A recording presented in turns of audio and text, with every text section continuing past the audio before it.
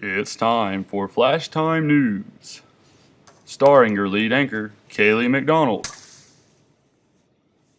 assistant anchor, Joseph Thornton, newsroom correspondent, Robin Clark, in-the-field reporter, Caitlin Parker.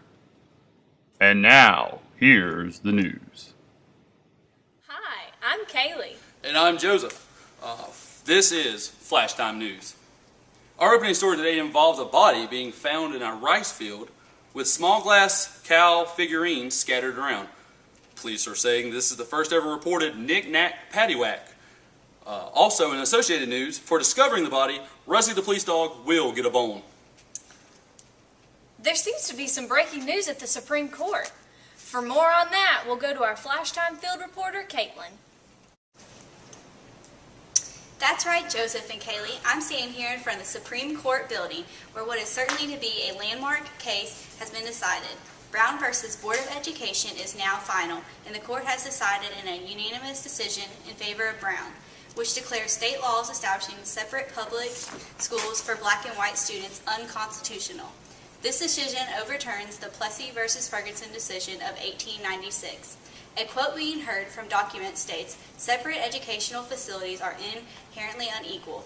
That's all for now. I'm Caitlin, reporting from the Supreme Court building. Back to you. Well, thank you, Caitlin. I'm sure this case will be talked about for time and time to come. Yes, indeed.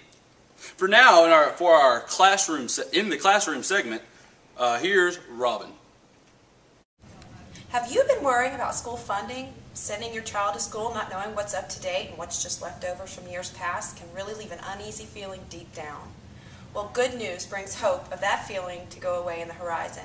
A new act was passed today by President Johnson as a part of his continuing war on poverty. The Elementary and Secondary Education Act is what most people are calling the most far-reaching federal legislation affecting education ever passed by Congress. The act will provide funds to primary and secondary education while forbidding the establishment of a national curriculum. This act will emphasize equal access to education while establishing high standards and accountability. In addition, the bill aims to shorten achievement gaps between students by providing children with fair and equal opportunities to achieve an exceptional education. It seems that if President Johnson is fighting a war on poverty, he just made the great first strike in the field of education. For Flashtime News, reporting from the classroom, I'm Robin Clark.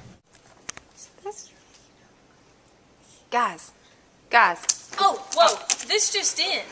We have a bilingual education act being attached to the Elementary and Secondary Education Act. Yes, what Congress is calling Title IX. This is the first piece of United States legislation that recognizes the needs of limited English-speaking ability students.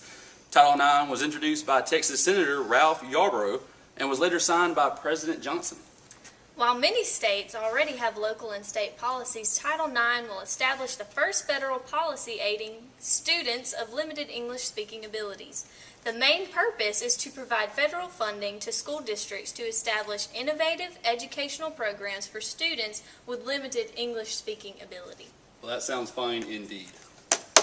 Well, that'll do it for us here at Flashtime News. For Caitlin and Robin, I'm Joseph. And I'm Kaylee. Keep it classy, EDF 315. And that's the news.